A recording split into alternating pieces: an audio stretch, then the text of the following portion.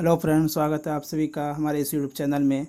तो ये चैप्टर चल रहा था कंपाउंड इंटरेस्ट का। एक इससे पहले एक क्लास हो गया है, जिसने भी एक वो क्लास नहीं देखे हैं तो वो प्ले लिस्ट में जाके उस क्लास को देख लें।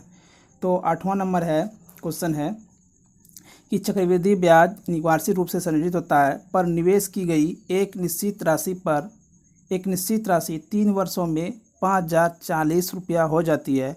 यदि ब्याज की दर पहले वर्ष के लिए 20%, दूसरे वर्ष के लिए 40% और तीसरे वर्ष के लिए 50% है तो यह राशि ज्ञात करें। यानी कि बोल रहा है कि कोई राशि है जो 3 वर्षों में 5,040 हो जाती है। जो हो जाती है वो क्या है? मिश्रधन है। और पहले वर्ष में जो लगता है 20% लगता है, दूसरे वर्ष में 40% लगता है और तीसरे वर्ष में 50% लगता है। तो वो राशि क्या था पहले? तो पहले हम ये करेंगे, 20% को फ्रैक्शन वैल्यू में कन्वर्ट करेंगे तो इसका हो जाएगा 1/5। और 40% को करेंगे तो 40% हो जाएगा, यानी कि 40 × 100 नहीं, 2/5। और 50% बराबर हो जाएगा 1/2। यानी कि पहला यहाँ पर P लिखेंगे और यहाँ पर लिखेंगे A। पहला साल कितना है? 5 है, तो 5 पे 1 लगा तो 6 हो गया। पहले 2 था और 5 था, पहले 5 था फिर 2 हो गया, यानी 7। पहले 2 था फिर 1 बढ़ गया तो 3 हो गया। तो इन सब को हम क्या करेंगे? गुना करेंगे। तो देख लेते हैं, अगर कोई कटने वाला है तो हम काटेंगे।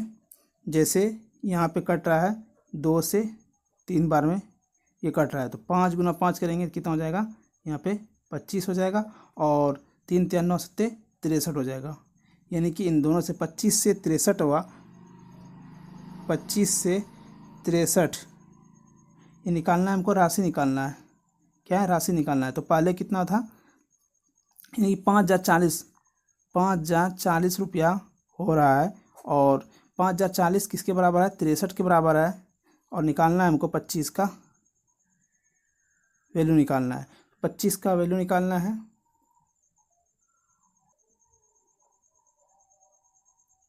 तो यहाँ पर कैंसिल आउट करेंगे। 63 को 9 × 7 = 63 और 9 से 9 × 5 = 45 और 9 × 6 = 9 × 45 5 हुआ, 9 × 6 = 63, 1 बच गया। यानी कि 9 × 5 = 45, 5 और 4, 9 × 6 = 54, 1 0। फिर 7 से 7 × 8 = 56, यानी कि 80 हो गया। 80 को हम 25 से गुना करेंगे तो हो जाएगा कितना? यहाँ पे 2000 हो जाएगा आंसर। यानी कि P का मान 2000 यहाँ पे आ गया। फिर नेक्स्ट क्वेश्चन है कि 7,500 रुपये की धनराशि पर 4 वर्ष में प्राप्त चक्रवृद्धि ब्याज रुपये में ज्ञात करें। इनकी 7,500 रुपये की धनराशि पर 4 वर्ष के प्राप्त चक्रवृद्धि ब्याज ज्ञात करना है। यदि प्रथम 2 वर्ष के लिए ब्याज दर 20% वार्षिक है और अगले 2 वर्ष के लिए ब्याज की दर 10% है, ब्याज की गणना वार्षिक चक्रवृद्धि आधार पर होती है। तो 20% बराबर कितना हो जाता है? 1/5। और 10% बराबर कितना हो जाता है? 1/10। 1/10 यहाँ पे P लिखेंगे और यहाँ पर A लिखेंगे। तो पहले कितना था? पहले 2 वर्षों के लिए, यानी कि पहले 2 वर्षों के लिए तो पहले 5 था, 5 से 6 हो गया, फिर 5 से 6 हो गया और फिर 10 से 11 हो गया और 10 से फिर 11 हो गया। जो भी कटने वाला है काट देंगे। यहाँ से 5 और यहाँ से 3, यहाँ पर भी 3 और यहाँ से 5, तो 5 × 25, 25 × 5 = 625 हो जाएगा। और 3 × 3 = 9, 11 × 1 = 21, यानी कि 10,90 हो जाएगा। अब इन दोनों का ये CI कितना हो जाएगा? इन दोनों का अंतर को CI बोलते हैं। तो CI हो जाएगा 464। इसको हम घटाएंगे तो 464 हो जाएगा। तो पहले कितना था? धनराशि कितना था? धनराशि है 7,500 रुपया, यानी कि 7,500 जो है वो 7500 है किसके बराबर, 625 के बराबर, 625 के बराबर। और निकालना है हमको 464 का मान, 464 का मान। तो यहाँ पे सीधा कैंसिल हो जाएगा, कितना, 12 बार में इसको कैंसिल कीजिएगा तो, और 12 से गुना करेंगे 464 को तो हो जाएगा 5568, इसको गुना करेंगे तो यही हो जाएगा इसका आंसर। फिर नेक्स्ट क्वेश्चन है, नेक्स्ट क्वेश्चन थोड़ा सा अलग है।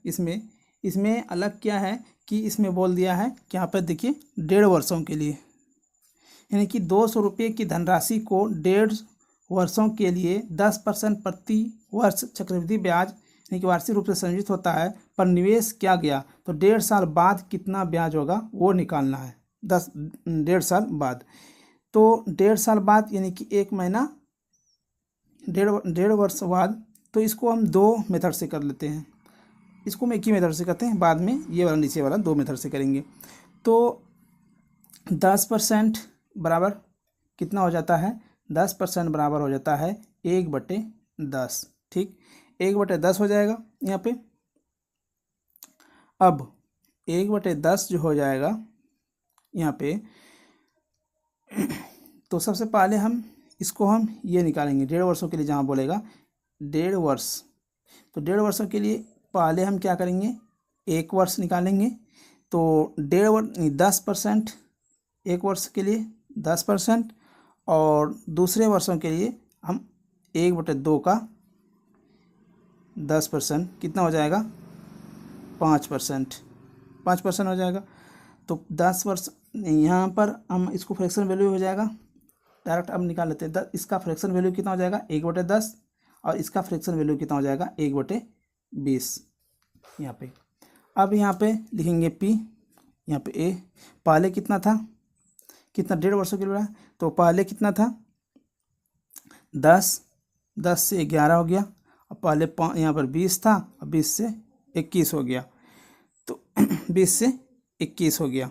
तो इन दोनों को गुना करेंगे तो 200 हो जाएगा, और इन दोनों को गुना करेंगे तो हो जाएगा 231, 231। इन दोनों का अंतर अगर करेंगे तो 31 हो जाएगा, यानी कि CI का वैल्यू 31 हो जाएगा। निकालना है हमको क्या, 200 रुपये की राशि, पहले 200 था, और यहाँ पे कितना है, यहाँ पर भी 200 है। और निकालना है हमको क्या, 2 साल बाद कितना हो जाएगा, यानी कि हमको 31 का वैल्यू निकालना है। 2 साल बाद कितना ब्याज मिलेगा, यानी कि 31 का वैल्यू निकालना है। तो 200 से 200 कैंसिल, यानी कि 31 रुपया इसका ब्याज हो जाएगा। फिर नेक्स्ट क्वेश्चन है, इस क्वेश्चन को हम 2 विधि से करेंगे। इस क्वेश्चन को हम 2 विधि से करेंगे। पहला विधि यहाँ पर कर लेते हैं कि 2 वर्ष, जैसे ही बोलेगा, जितना वर्ष बोलेगा वर्ष को हम यहाँ लिखेंगे 2/5, ठीक। पहला क्या है, 1 साल का 10% बोला है, 1 साल का 10%, दूसरा भी 1 का 10%, और तीसरा है 2/5 का 10%, तो 5 से 2 बार में, यानी यहाँ हो जाएगा 4%, ठीक। यहाँ पर हो जाएगा 4%, यहाँ पर हो जाएगा 4%, तो यहाँ पर 4% हो जाएगा। और निकालना कितना है यहाँ पर, तो P और A, यानी कि 10 से 11 हो गया, और फिर यहाँ भी 10 से 11 हो गया, और यहाँ पे 4% को हम क्या लिखेंगे, 4% को हम 1/, लिखेंगे 25, तो 25 से यहाँ पर कितना हो गया, 26 हो गया। फिर इन दोनों का हम गुना करेंगे तो 2500 हो जाएगा, यहाँ हो जाएगा 2500, और 121 गुना 26 करेंगे तो हो जाएगा कितना, यहाँ पर अगर हम, तो हो जाएगा 34,606। हमको ब्याज निकालना है, तो इन दोनों का अंतर निकालना है हमको, CI यानी कि 9606, ये हो जाएगा, ठीक। उसके बाद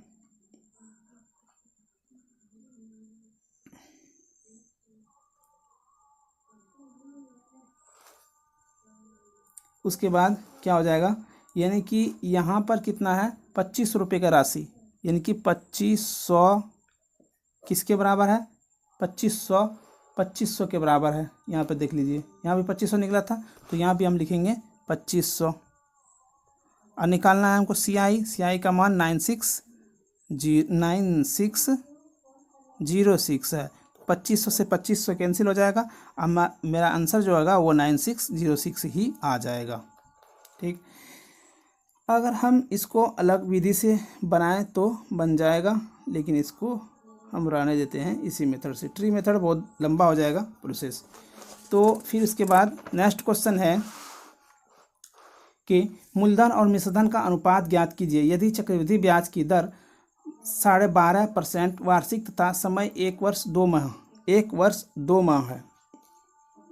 समय कितना है, 1 वर्ष 2 माह।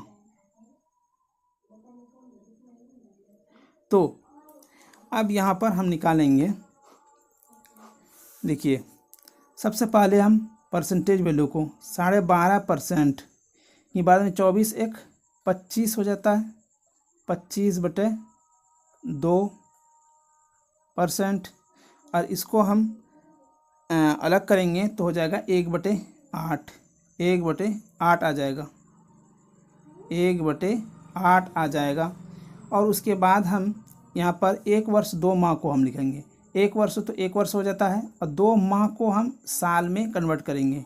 2 से कितना बार में, 2 छक्के 12, यानी कि 6 और 1 7, यानी कि 7 बटे कितना आ जाएगा, 7, यानी कि 1.1/6 आ जाएगा, 1.1/6 आ जाएगा यहाँ पे। तो ये क्या है, समय है। तो समय को ही ऊपर में लिखते हैं हम, 1.1/6। पहला साल तो पूरा लगेगा, तो पहला किसका, 1 का 1/8 लगेगा। दूसरा 1 का 1/8 और दूसरा 1/6 का क्या होगा, 1/8। तो यहाँ पर हो जाएगा 1/48। ठीक, उसके बाद यहाँ पे P और यहाँ पे A, यानी कि पहले 8 था, उसके बाद कितना हो गया, 9 हो गया, फिर 48 है, फिर उसके बाद कितना हो जाएगा, 49 हो जाएगा। इन दोनों को गुणा करेंगे तो यहाँ पे हो जाएगा, कुछ कटने वाला है, 963, 3 से कटने वाला है, 3 से यहाँ पे 3 1 3 और 3 6 18, ये हो जाएगा। उसके बाद तो कुछ कटेगा नहीं, तो यहाँ पे हो जाएगा 128 और यहाँ पर हो जाएगा 147 और यही इसका अनुपात हो जाएगा, यानी कि 128 अनुपात 147। इसका आंसर यही हो जाएगा। फिर नेक्स्ट क्वेश्चन है कि 2500 रुपये की राशि पर 10% वार्षिक ब्याज की दर से 3.2/5 वर्षों का चक्रवृद्धि ब्याज ज्ञात कीजिए। ब्याज वार्षिक रूप से संयोजित होता है। ब्याज क्या होता है, वार्षिक रूप से संयोजित होता है। यहाँ पे 2500 रुपया दिया हुआ है। तो ये क्वेश्चन कैसे करेंगे, देखिए सबसे पहले हम लिखेंगे 3.2/5। पहले क्या होगा, 1 साल का, तो 10% क्या हो जाएगा, 10% बराबर 1/10 हो जाएगा। 10% को हम करेंगे तो 1/10 हो जाएगा, तो 1 गुना 1/10। फिर दूसरा साल भी वही 1 गुना 1/10। फिर तीसरा साल भी वही हो जाएगा 1 गुना 1/10। फिर नेक्स्ट जो हो जाएगा वो हो जाएगा 2 गुना 1/10। 2 से 5 बार में कैंसिल, यानी कि 1/5 हो जाएगा। अब यहाँ पे पहला साल 10 से 11 हो गया, दूसरा भी वही 10 से 11 हो गया, तीसरा साल भी वही 10 से 11 हो गया, चौथा साल जो हो जाएगा 5 से 6 हो जाएगा। अब जो कटने वाला है काटेंगे और जो नहीं कटने वाला है नहीं काटेंगे। इसका यहाँ पर कटेगा 5 या 15, 5 से 2 से 5 बार में, तो 5 2500 हो जाएगा। इसका आंसर 2500 और यहाँ से 121 गुना 33, 121 गुना 33 करते हैं। 121 गुना 33, 3 का 3, 3 दूनी 6, 3 का 3, 3 का 3, 3 दूनी 6, 3 का 3, 3 9 9 और 3, तो हो जाएगा 3 9 9 3। निकालना है चक्रवृद्धि ब्याज, तो इन दोनों का ये हो जाएगा डिफरेंट। तो 5, तो हो जाएगा कितना, 9 5 14, 5 और 9 5 1493 आ जाएगा इसका, 1493।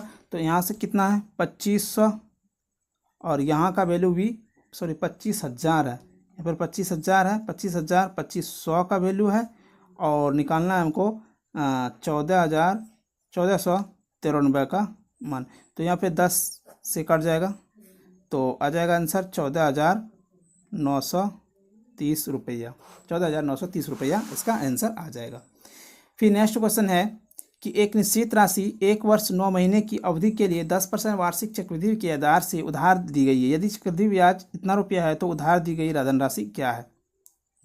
1 वर्ष 9 महीना, 1 वर्ष यहाँ पर हो जाएगा, 9 महीना को साल में कन्वर्ट करेंगे, 3 तिया 9, 3 से 4 बार में, यानी कि 1/3/4 हो जाएगा ये। तो 1/3/4, तो पहला साल 1 हो जाएगा, तो 1 कितना हो जाएगा, कितना बोल रहा है 10%, 10% यानी कि 1/10। दूसरा साल 3/4 गुना 1/10, यानी कि 3 कितना हो जाएगा 40 हो जाएगा, 3/40 हो जाएगा। तो पहला साल जो होगा 10 होगा, 10 से 11 हो जाएगा। दूसरा साल 40 से 43 हो जाएगा। अब इन दोनों को गुणा करेंगे तो 400 हो जाएगा, और इन दोनों को गुणा करेंगे तो 3 7 और 3 हो जाएगा। तो उधार दी गई धनराशि कितना है वो निकालना है। तो चक्रवृद्धि ब्याज इसका 400 से 373, 3 7 3, कहीं पे मिस हुआ क्या था, 400 373,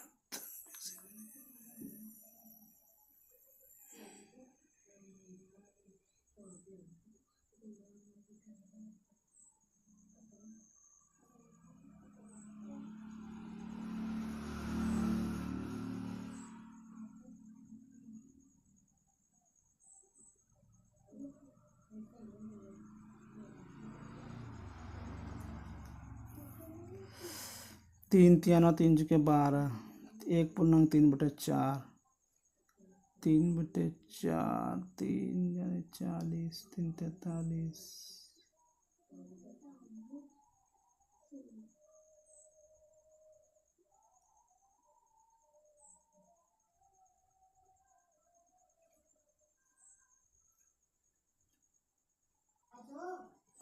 यहाँ पे 4 आ जाएगा।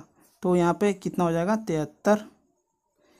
तो निकालना है क्या, चक्रवृद्धि ब्याज कितना है 1463, यानी कि 1460 किसका वैल्यू है 73 का वैल्यू, और निकालना है उधार दी गई यानी कि 400 का वैल्यू निकालना है हमको। तो यहाँ पे जो कैंसिल आउट होगा वो कैंसिल आउट करेंगे, यानी कि 73 से 20 बार में कटेगा, तो आ जाएगा 800 रुपया, इसका 8000 इसका आंसर आ जाएगा। तो आज इतना ही रखते हैं, नेक्स्ट जो है जो बचा है अगले क्लास में करेंगे। तो जो भी कैंडिडेट है इस वीडियो को शेयर करें सभी दोस्तों के साथ, और चैनल पे नए हैं तो चैनल को सब्सक्राइब करें, लाइक करें और अपना तैयारी करते रहें। Thank you class.